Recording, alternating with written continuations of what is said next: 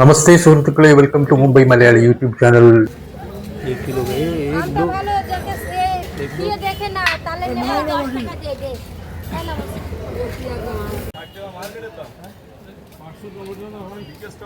ഇവിടെ കാണുന്ന ഈ മാർക്കറ്റ് പശ്ചിമ ബംഗാളിലെ ബാഗ്മാരി എന്ന് പറയുന്ന ലൈനിൽ അടുത്തുള്ള ഒരു മാർക്കറ്റാണ്.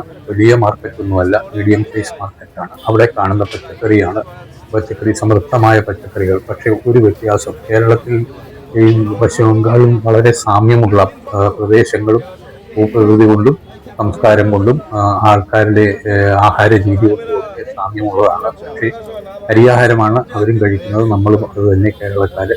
എന്നാൽ ഒരേ ഒരു വ്യത്യാസം എന്ന് പറഞ്ഞാൽ ഈ പച്ചക്കറി അവിടെ തന്നെ കൃഷി ചെയ്ത് ഉണ്ടാക്കുന്ന പച്ചക്കറി അവിടുത്തെ ഗ്രാമാന്തരങ്ങളിൽ, അവിടുത്തെ ഗ്രാമീണമായ പശ്ചാത്തലത്തിൽ ഉണ്ടാകുന്ന പച്ചക്കറികൾ അവിടെ തന്നെ മാർക്കറ്റുകളിൽ എല്ലായിടത്തും എത്തുന്നു എന്നുള്ളതാണ്. ചക്കയുടെ വീണ്ടും കാണാം. ചക്ക പല സൈസിലുള്ള ചക്ക ഉണ്ട്, പക്ഷെ അതിന്റെ തൂക്കം അനുസരിച്ചാണ് വില.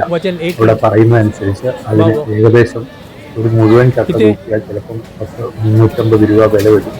അത് തൂക്കി വാങ്ങിക്കാനായിട്ട് മുറിച്ചവർ ചിലപ്പം സ്വന്തമായിട്ട് അതാണ് സംസാരിച്ചുകൊണ്ട് നിൽക്കുന്നത്. ഇതിവിടെ കൂടുതൽ ആൾക്കാർക്കും പഴുത്ത ചക്കയാണ് പ്രിയം എന്നുള്ളതാണ് ഒരു വ്യത്യാസം.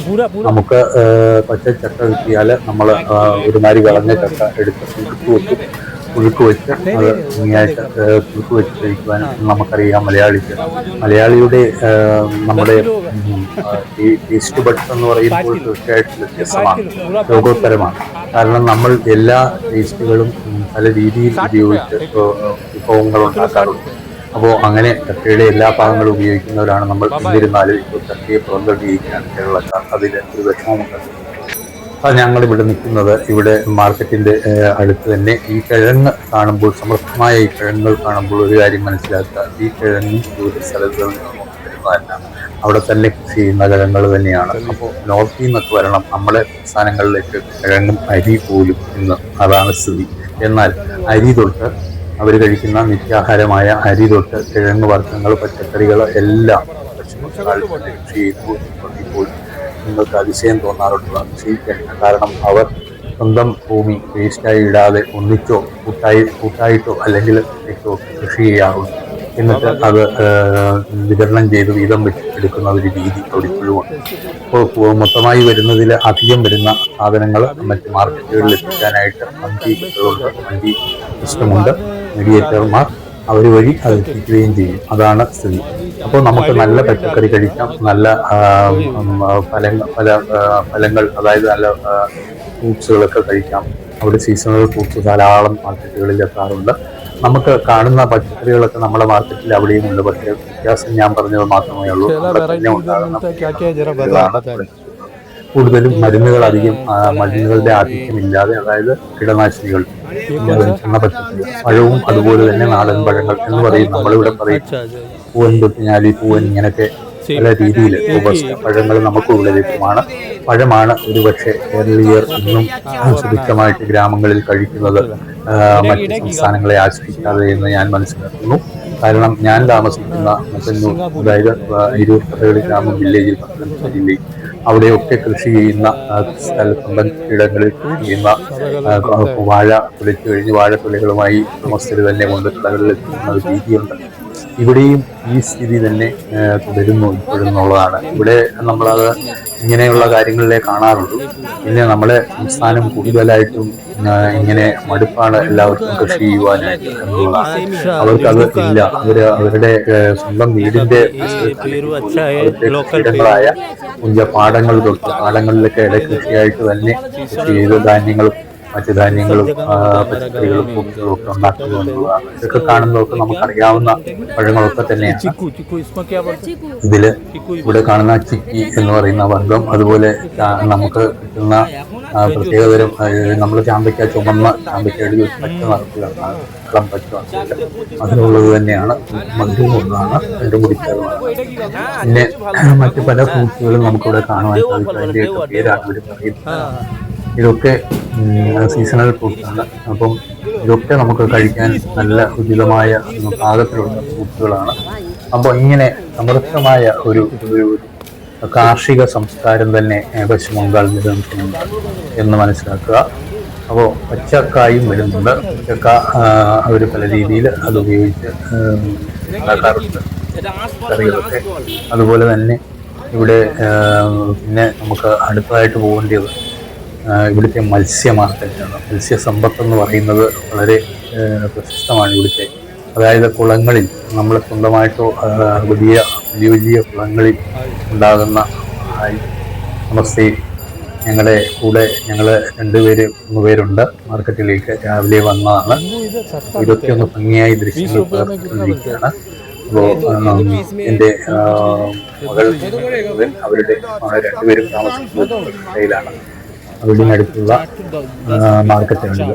നാരങ്ങയൊക്കെ ഇവിടെ വളരെ വില കുറച്ച് നമുക്ക് ലഭ്യമാണ്. നാരങ്ങ നമുക്ക് മിക്കവാറും നാരങ്ങയ്ക്കൊക്കെ നല്ല വിലയാണ്. ഒരു 5 നാരങ്ങ ചെറുനാരങ്ങ എടുക്കണമെങ്കിൽ ചിലപ്പോൾ നമുക്ക് 40 രൂപ 30 രൂപ വരെ 40 രൂപ വരെ കൂടുതൽ 20 രൂപയ്ക്കൊക്കെ. അപ്പോൾ ഇങ്ങനെ ഇത് മറ്റു മേത്തി എന്ന് പറയും. ഇപ്പോൾ പച്ചല വർഗ്ഗങ്ങൾ, ക്ഷീരവർഗ്ഗങ്ങൾ ധാരാളം ഉപയോഗിക്കുന്നവരാണ് ഇവരും. അതൊക്കെ പലതരത്തിലുള്ള ക്ഷീരവർഗ്ഗങ്ങൾ ഇവിടെ ലഭ്യമാണ്. അതൊക്കെ കറി വെച്ച് കൂട്ടാവുന്ന ഭക്ഷണയോഗ്യമായ കീടനാശിനികൾ ഉപയോഗിക്കാത്ത പച്ചക്കറികൾ തന്നെയാണ്. അപ്പം ഇതൊക്കെ എന്നും മാർക്കറ്റിൽ വന്ന് വാങ്ങിച്ച് അതാത് ദിവസം വാങ്ങിക്കുന്ന അപ്പം തന്നെ തീർക്കുന്ന അന്നത്തെ ദിവസം എത്തുന്ന ശീലമാണ് ബംഗാളികൾക്ക്. സ്വദേശികളായ ബംഗാളികൾ അവരങ്ങനെ ഫ്രിഡ്ജിനകത്ത് വെച്ച് ഉപയോഗിക്കുന്ന ശീലമില്ല. നമ്മുടെ കറികൾ പോലും നമ്മൾ ഫ്രിഡ്ജ് ഉപയോഗിക്കുന്നത് തന്നെ എന്തെങ്കിലും കഴിക്കാനുള്ള സാധനങ്ങൾ വെക്കുക. പിന്നെ അത്യാവശ്യം പേര് കൂടാതെ സാധനങ്ങൾക്ക് വെക്കാൻ സാധിക്കും. തൈരൊക്കെ കൂടുതൽ പുളി വരാതെ നമുക്ക് ഫ്രിഡ്ജിൽ വെക്കാൻ സാധിക്കും. എന്നല്ലാതെ അവർ ഫ്രിഡ്ജിന്റെ ഉപയോഗം അധികം ഉപയോഗിക്കുന്നതായി ഞാൻ കണ്ടില്ല. ഇവിടെ വന്നപ്പോൾ നമ്മുടെ ചുമന്ന ജീവിതത്തിൽ തോളം വരെ ഇവിടെ ലഭ്യമാണ്. കോണൊക്കെ എല്ലാ പല രീതിയിലുള്ള ഉപയോഗങ്ങളുണ്ട്. അറിയാം, പല രീതിയിൽ പുതിയ ആഹാര രീതികളൊക്കെ ഉണ്ട് കോൺ വെച്ചുണ്ടാക്കാവുന്ന. ഇനി നമ്മൾ ഇങ്ങനെ നടന്ന് നീങ്ങിക്കൊണ്ടിരിക്കുമ്പോൾ പല സൈഡിലെ ഈ എല്ലാം ഒരേ തരത്തിലുള്ള പച്ചക്കറികളും വർഗ്ഗങ്ങളും ഒക്കെ ആണല്ലോ. അപ്പോൾ ഈ പൂക്കച്ചവടക്കാരും ഒരു വശത്തുണ്ട്. അതുകൂടാതെ നേരെ കടന്നു ചെല്ലുന്നത് നമ്മൾ മത്സ്യ മാർക്കറ്റിൽ തന്നെയുണ്ട്. അവിടെ അകത്ത് ഉള്ള സ്ഥലങ്ങളിലാണ്. പുറത്താണ് മാർക്കറ്റിൻ്റെ റോഡ് സൈഡിലാണ് ഈ പച്ചക്കറികൾ വിൽപ്പന നടത്തുന്നത്. അകത്തേക്ക് കടന്നു ചെന്നാൽ ആദ്യം ചിക്കൻ്റെ ഒരു കട, അത് വെട്ടി അങ്ങനെ വൃത്തിയാക്കി കൊടുക്കുന്ന ഒരു രീതി അവിടെയും. അപ്പോൾ അവിടെ ഇങ്ങനെ അതെല്ലാം കണ്ട് ഇങ്ങനെ മുന്നോട്ട് പോയി നമുക്ക് മെയിനായിട്ട് കാണാനുള്ളത് ഇവിടുത്തെ മത്സ്യസമ്പത്ത് തന്നെയാണ്. അത് കാണിക്കാം. വളരെ വിശേഷപ്പെട്ടതാണ്. വീഡിയോസ് മുന്നോട്ട് കാണുക. പല തരത്തിലുള്ള മത്സ്യങ്ങൾ കാണുവാൻ സാധിക്കും. അതിൻ്റെ ഒരു വീഡിയോ എടുക്കുവാൻ മാത്രമായിട്ടാണ് ഞാൻ ഇവിടെ വന്നത്. മത്സ്യം അവർ കട്ട് ചെയ്യുന്നതും പല മത്സ്യം അതിൻ്റെ പേരുകൾ ഒക്കെ അറിയുവാനും ഒക്കെയുള്ള ആകാംക്ഷയിലാണ് വന്നത്. അപ്പോൾ ഇവിടെയൊക്കെ വൃത്തിയാക്കി ഇടുന്നതാണ്. രാവിലെ വൈകുന്നേരം ഇവരുടെ മാർക്കറ്റ് കഴിഞ്ഞാൽ ഉച്ചയോടുകൂടി കഴിയുന്നതോടുകൂടി വൈകുന്നേരങ്ങളിൽ പുറത്ത് മാർക്കറ്റുകൾ കുറച്ച് പേര് മാർക്കറ്റുകളിലൊക്കെ കാണും. എന്തായാലും ഇത് വൃത്തിയാക്കിയിട്ട് അടുത്ത ദിവസം ഭാഗത്തിൽ എല്ലാവർക്കും ഉപയോഗിക്കാവുന്ന രീതിയിൽ അങ്ങനെയൊക്കെ തന്നെയാണ് ഇവിടെ മാർക്കറ്റുകളൊക്കെ നടന്നു പോകുന്നത്. ആധുനിക രീതിയിലുള്ള മാർക്കറ്റ് സംവിധാനങ്ങളൊന്നും ഞാൻ കണ്ടില്ല. അപ്പോൾ അറവുശാലകളൊക്കെ ഇപ്പോൾ ആധുനിക രീതിയിലൊക്കെ വരുന്നുണ്ട്. നമ്മൾ ദുബായ് തൊട്ടുള്ള മാർക്കറ്റുകളിൽ നമുക്ക് കാണാൻ സാധിക്കും. അതൊക്കെ ആ രീതി അത്യാധുനിക സൗകര്യങ്ങളോടുകൂടി എല്ലാമുള്ള മാർക്കറ്റുകൾ ഇനിയും വരാനിരിക്കുന്നതേ ഉള്ളൂ. ഒന്നാമതേ വികസനം നേരിട്ട് സംസ്ഥാനം ഇതുപോലെ പശ്ചിമ ബംഗാളിനെ മറ്റൊരു സംസ്ഥാനം ഇന്ത്യയിൽ ഉണ്ടാവില്ല. നമ്മുടെ ഭാരതത്തിൽ കേരളം അതുതന്നെ മുന്നോട്ട് പോയ കാലങ്ങളാണ് നമുക്ക് കടന്നുപോയത്. ഇനിയും മുന്നോട്ടുള്ള കാലങ്ങളാണ് എന്ന് ആശിക്കാം, ആഗ്രഹിക്കാം, ആഗ്രഹിക്കാം. കാരണം വികസന കാര്യത്തിൽ വളരെ മുന്നോട്ട് പോകേണ്ട ഒരു സംസ്ഥാനം തന്നെയാണ് പശ്ചിമബംഗാൾ. അത് പ്രത്യേകിച്ച് കൽക്കട്ട പഴയ കാലത്ത് പഴയ പ്രതാപം അനുസരിച്ച് ഇന്ത്യ കമ്പനിയുടെ ഹെഡ്ക്വാർട്ടേഴ്സ് ആയിരുന്ന ഭരണ സ്ഥിരാകേന്ദ്രമായിരുന്ന കൽക്കട്ട ഇന്ന് വളരെ മാറേണ്ടിയിരിക്കുന്നു. അപ്പോൾ എന്തായാലും ആ പഴമയുടെ സംസ്കാരം വെച്ച് പുലർത്തി പോകുന്ന പശ്ചിമ ബംഗാളിലെ കൽക്കട്ടയിലെ സിറ്റിയിൽ ഉള്ള ഒരു മാർക്കറ്റ് തന്നെയാണ് കാണുന്നത്. തീർച്ചയായിട്ടും കുളങ്ങളിലെ ആ മത്സ്യങ്ങൾ ഞാൻ പറഞ്ഞു, ആ കുളത്തിലെ മത്സ്യങ്ങളുടെ ആ വഴുവഴുപ്പ് കണ്ടാൽ അറിയാം, ആ പൊടി കണ്ടാൽ. അപ്പോൾ നമുക്കൊക്കെ ഇവിടെ ലഭ്യമാണ്. അത് ഇഷ്ടപ്പെടുന്നവർ വളരെ കുറച്ച് മാത്രമാണ് കേരളീയർ. എന്നാൽ ഷാപ്പുകളിലൊക്കെ പോയാൽ പൂരി കാരി എന്നൊക്കെ പറഞ്ഞുള്ള മീനുകളൊക്കെ കിട്ടുമല്ലോ. അതൊക്കെ പോലെ തന്നെ ഉള്ള മീനുകൾ, കുളങ്ങളിൽ കിട്ടുന്ന മീനുകൾ ഇവർക്ക് വളരെ ഇഷ്ടമാണ്. അത് മാത്രമേ മിക്കവാറും കഴിക്കുകയുള്ളൂ. കടൽ മത്സ്യങ്ങൾ കഴിക്കുന്ന സ്വഭാവം ഇവിടുത്തുകാർക്ക് ഇല്ല.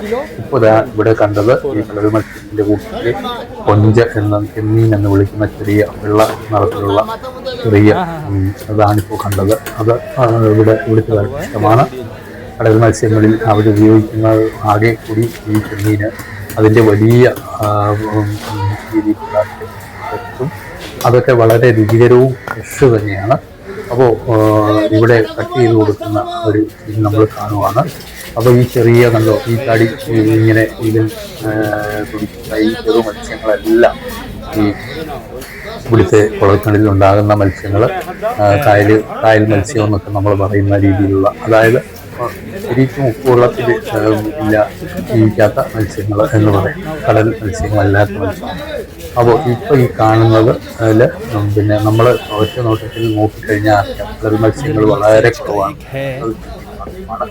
മറ്റ് ചില മത്സ്യങ്ങളുണ്ട്, അത് കാണിക്കാം. കടൽ മത്സ്യങ്ങൾ അത് നമുക്ക് ഇഷ്ടപ്പെടും. കഴിച്ചു കഴിഞ്ഞാൽ തന്നെ കേരളീയർക്ക് പൊതുവെ ഇവിടെ അയില മത്തിയൊക്കെ അയില ലഭ്യമാണ്. പക്ഷെ ഇവിടെ കഴിക്കാത്ത ആൾക്കാരായതുകൊണ്ട് ഇവിടെ മാർക്കറ്റുകളിൽ അത് കാണാറില്ല. മത്തിയും ഒക്കെ അങ്ങനെ കാണാറില്ല. പിന്നെ ചെറിയ ചൂട ഇവിടെ വാങ്ങിക്കാറുണ്ട്, നമ്മളൊക്കെ വാങ്ങിക്കുന്നുണ്ട്. അത് കടൽ മത്സ്യമാണ്. അത് ഇനി കാണിച്ചു തരാം. അതിവിടെയൊക്കെ വെച്ചിട്ടുണ്ട്. ആ ചൂടവും ഈ ചെമ്മീനും അതൊക്കെയാണ് ഇവിടുത്തെ കടൽ മത്സ്യങ്ങളിൽ കൂടുതൽ കിട്ടുന്ന മത്സ്യങ്ങൾ. ഇപ്പോൾ നമ്മൾ കാണുന്നത് ഇവരെ വൃത്തിയാക്കുന്ന രീതികളൊക്കെയാണ്. ഇവരുടെ ആ കത്തി വെക്കുന്ന സ്റ്റൈല് ഒരു പ്രത്യേക തരത്തിലാണ്. അതൊക്കെ നമ്മൾ ഇവിടെയൊക്കെ കാണാറുണ്ട്, ഇങ്ങനെ വെട്ടുന്ന ആ ഒരു രീതി. കാരണം ഇവിടെ എനിക്ക് തോന്നുന്നു അന്യസംസ്ഥാന തൊഴിലാളികൾ വന്ന് ഈ ഫിഷ് മാർക്കറ്റുകളിൽ ചെറിയ ചെറിയ മീൻ കടകളിലൊക്കെ കാണുന്ന രീതിയിൽ അവർ വെട്ടി വൃത്തിയാക്കുന്ന രീതി തന്നെ നമ്മൾ കണ്ടിട്ടുണ്ട്. അത് കൂടുതലും ഈ പശ്ചിമ ബംഗാൾ ഏരിയയിൽ നിന്നും ആസാം ഏരിയയിൽ നിന്നും നോർത്ത് നിന്നൊക്കെ വരുന്നവരായതുകൊണ്ട് അവരുപയോഗിക്കുന്ന ആ കത്തി തന്നെയാണ് ഇവിടെയും കാണുവാൻ സാധിക്കുന്നത്. അപ്പോൾ അത് വൃത്തിയാക്കി ഭംഗിയാക്കി നമുക്ക് തരും ആ ഒരു രീതി ഇവിടെയുണ്ട്. അതിന് പ്രത്യേക പൈസയൊന്നും അവർ വാങ്ങിക്കാറില്ല. അപ്പോൾ മീനിൻ്റെ വില കൊടുക്കുക, മീൻ വെട്ടി വാങ്ങിക്കുക അത്രേ ഉള്ളൂ. മീന് കൂടുതലായിട്ട് വാങ്ങിക്കാനായിട്ട് ഇവിടെ നമുക്ക് വന്നു കഴിഞ്ഞാൽ തോന്നും. കാരണം അതുപോലെ മത്സ്യങ്ങളിൽ മീന് പല വിവിധ തരത്തിലുള്ള പേരാണ്. ഇത് നമ്മൾ മുമ്പ് പറഞ്ഞ ചൂട എന്നൊക്കെ പറയുന്നത്, അതൊക്കെ തോരൻ വെച്ച് കൂട്ടാൻ വളരെ നല്ല അറിയാം. നമ്മൾ ഒക്കെ ചെയ്യാറുണ്ട്. ഉള്ളിയൊക്കെ ഇട്ട് വെച്ച് മാങ്ങയൊക്കെ ഇട്ട് വെച്ച് കൂട്ടാൻ പറ്റിയ മീനുകളാണ്. അതുപോലെ ശരീരത്തിന് വളരെ ഗുണം ചെയ്യുന്ന മീനുകളാണ് അതൊക്കെ. ഇവിടെയും കഴിക്കാറുണ്ട്. മത്തിയും നല്ലതാണ്, പക്ഷെ അത് മത്തി ഇവിടെ ആർക്കും താല്പര്യമില്ല. അയിലയും ഇതുവരെ അപ്പം ഈ വെട്ടി വച്ചിരിക്കുന്ന മീനുകൾ മുറുക്ക ഭാഗങ്ങളാണ് കാണുന്നത്. ഇതൊക്കെ മീനിൻ്റെ പേരുകൾ പറയുമ്പോൾ അവരുടെ രീതിയിലുള്ള പേരുകളാണ്. ബംഗ്ലാ ഭാഷയിലാണ്. ഇംഗ്ലീഷിലേക്ക് തർജ്ജമ വരുത്തി നോക്കിയാൽ നമുക്ക് മനസ്സിലാവും ആ പേരുകളൊക്കെ എന്തൊക്കെയാണ്. അത് ഉപയോഗിക്കാത്ത തരത്തിലുള്ള മീനുകൾ ഉണ്ട് ഇവിടെ ധാരാളം കാണുന്നുണ്ട്. അതിൻ്റെ പല പേരുകളും ഉണ്ട്. വൈവിധ്യമാർന്ന പേരുകളോടുകൂടി വൈവിധ്യമാർന്ന മത്സ്യങ്ങൾ. ഇവിടെ ഇദ്ദേഹം ഒരു വളരെ കലാപരമായി ഇത് മുറിക്കുന്നത് കണ്ട് നോക്കി നിന്ന് പോവും. അതുപോലെ വൃത്തിയാക്കുന്ന ആ രീതി, പണം കൊടുത്ത് ആദ്യം അത് വിലയുറപ്പിച്ചതിന് ശേഷം കൊടുക്കുക, ആ രീതിയാണ്. അതൊക്കെ എന്നും ചെയ്യുന്ന ആ ഒരു രീതികളായതുകൊണ്ട് ആ കലാപരമായ രീതിയിൽ അവരത് വൃത്തിയാക്കി തരും. വളരെ നമുക്ക് വീട്ടിൽ ചെന്നാൽ അത് പാകം വൃത്തിയാക്കാം. അപ്പോൾ ഇതിൻ്റെ മിക്കവാറും നമ്മൾ ചെയ്യുന്ന പോലെ ചിലർ അത് ഉപയോഗിക്കുന്നില്ല. കണ്ണിൻ്റെ ഭാഗം, വായുടെ ഭാഗം മാത്രമേ അവർ വെട്ടിക്കളയുള്ളൂ. കണ്ണിൻ്റെ ഭാഗം ഉൾപ്പെടെ മീനിൻ്റെ കുറച്ച് ഭാഗം ഉൾപ്പെടെ മീനിൽ ബാക്കി കളയാതെ അവർ നമുക്ക് തരും. അങ്ങനെയാണ് ഇവിടെ കറി വെച്ച് ഉപയോഗിക്കുന്നതും. ഇവിടെ കൂടുതലും ഈ മീൻ വറുത്ത് കൂട്ടുന്ന രീതികളില്ല, കാണാറില്ല. എല്ലാവർക്കും ഇഷ്ടം കറി വെച്ച് നല്ല കുഴമ്പ് പരുവത്തിലുള്ള ചാറോടുകൂടി കറി വെച്ച് കൊടുക്കുന്ന രീതിയാണ് വെട്ടുന്നത്. അങ്ങനെ ഈ വെട്ടുന്ന ആ ഒരു രീതി വളരെ കൗതുകകരമായി നോക്കി പോകും. നമ്മൾ ആ വെട്ടി കഷ്ണങ്ങളാക്കി ഇടുന്ന നമുക്ക് ആവശ്യമുള്ള ഷേപ്പിലെ കഷ്ണങ്ങൾ, അതായത് അത് വെട്ടിയൊക്കെ തരികയൊക്കെ ചെയ്യും അവർ. അതൊക്കെ വൃത്തിയായിട്ടൊക്കെ തന്നെയാണ് ചെയ്യുന്നത്. അപ്പോൾ ഇത് കാണുമ്പോൾ ഞാൻ വിചാരിക്കുന്നത് ഈ തൊഴിൽ ഏർപ്പെട്ടിരിക്കുന്നവർ രാവിലെ മുതൽ ഇത് തന്നെ വെള്ളത്തിലിട്ട് ഇവർക്കൊക്കെ കൊടുക്കുന്ന കൂലിയുടെ കാര്യത്തിൽ ആക്ച്വലി നമ്മൾ ഇവർക്കൊക്കെ ഈ മത്സ്യ വിപണിയിലൊക്കെ ജോലി ചെയ്യുന്ന ഈ ആൾക്കാർക്ക് അവർക്ക് ഈ ഒരു മഴക്കാലം വരുമ്പോൾ ഈ ട്രോളിംഗ് നിരോധനം വരുന്ന കാലഘട്ടത്തിൽ മത്സ്യം വളരെ കുറയാറുണ്ട്. അപ്പോൾ അവർക്കൊക്കെ എന്തെങ്കിലുമൊക്കെ ഗുണം കിട്ടുന്ന രീതിയിൽ സർക്കാരുകൾ അവർക്കൊക്കെ എന്തെങ്കിലും പെൻഷനോ അല്ലെങ്കിൽ ആനുകൂല്യങ്ങളോ ഒക്കെ പ്രഖ്യാപിക്കേണ്ടതാണ് എൻ്റെ ഒരു അഭിപ്രായം. അപ്പോൾ എല്ലാവരും കമൻറ്റ് ചെയ്യുക. ഇത് വീഡിയോ കണ്ടിട്ട് ഇഷ്ടമായെങ്കിൽ ലൈക്ക് ചെയ്ത് ഷെയർ ചെയ്ത് വീഡിയോ സബ്സ്ക്രൈബ് എൻ്റെ ചാനൽ സബ്സ്ക്രൈബ് ചെയ്യാത്തവരുണ്ടെങ്കിൽ സബ്സ്ക്രൈബ് ചെയ്ത് മുന്നോട്ടുള്ള വീഡിയോകൾ കാണുക. അപ്പോൾ നമ്മുടെ ഈ വഴുവഴുപ്പുള്ള ഈ മീനുകൾ നമുക്കറിയാം, ഇതൊക്കെ നമ്മുടെ കായൽ മീനുകളാണ് തോടുകളിലും കായലുകളിലും ഇത് കുളത്തിൽ തന്നെ അവർ കൃഷി ചെയ്തുണ്ടാക്കുന്ന മീനുകൾ. അത് അവിടെ തന്നെ അവിടെ ഉത്പാദനം ഉണ്ടാകുന്ന മീനുകളൊക്കെ തന്നെയാണ് വീണ്ടും വീണ്ടും അത് സമൃദ്ധമായിട്ട് അവർക്ക് ലഭിക്കുന്നുണ്ട്. അങ്ങനെ കുളങ്ങളുടെ ഒരു ഒരു ധാരാളം കുളങ്ങൾ നമുക്ക് പശ്ചിമ ബംഗാളിലെ കാണാം. എല്ലാ ഒരു 10 മീറ്റർ ഒരു 100 മീറ്റർ മുന്നോട്ട് പോകുമ്പോൾ ഓരോ കുളം നമുക്ക് കാണാൻ സാധിക്കും. അത് ഞാൻ കണ്ട കാഴ്ചയാണ് നേരത്തെ ഗ്രാമപ്രദേശങ്ങളിൽ. ഈ കാണുന്നത് നമ്മുടെ ഒരു ചുമന്ന കളർ കയറി വരുന്ന എനിക്ക് തോന്നി നമ്മുടെ ആ കിളിമീൻ എന്ന് പറയുന്ന, അതായത് റാണി എന്നൊക്കെ പറയും എൻ്റെ പേര്. മഹാരാഷ്ട്രയിലും റാണി മച്ചി. അപ്പോൾ ഇവിടെ നമ്മളെ കേരളത്തിൽ കിളിമീൻ എന്ന ഭാഷ ഉപയോഗിക്കാണ്. അപ്പം അങ്ങനെയുള്ള ഒരു കളറിൽ കണ്ടു. പക്ഷേ അതൊന്നും ആൾക്കാർക്ക് വളരെ ഇഷ്ടമുള്ള മീനുകളാണെന്ന് പറയാൻ പറ്റില്ല. അപ്പോൾ കണ്ട ആ വഴുവഴുപ്പിലെ അപ്പോൾ പിന്നെയും മുന്നോട്ട് ഇങ്ങനെയുള്ള ഈ മീനിൻ്റെ ഈ വൈവിധ്യവും മത്സ്യങ്ങളുടെ വൈവിധ്യവും ഒക്കെ കണ്ടു തന്നെ മുന്നോട്ട് പോകുന്നു. അപ്പോൾ അവിടെ ചിക്കനൊക്കെ ഉപയോഗിക്കുന്നവർ വളരെ കുറവാണെന്ന് ഞാൻ പറഞ്ഞല്ലോ. മട്ടനാണ് അവർക്ക് മറ്റൊരു പ്രധാനപ്പെട്ട ആഹാരം. മട്ടൻ കഴിക്കുന്നവരാണ് പശ്ചിമ ബംഗാളുകാർ. അപ്പോൾ അവരുടെ പ്രധാന ആഘോഷങ്ങളിൽ പോലും മട്ടൻ ഒരു വിഭവമായിട്ടോ അല്ലെങ്കിൽ മത്സ്യങ്ങളൊക്കെ വിഭവമായിട്ടോ കിട്ടാറുണ്ട്.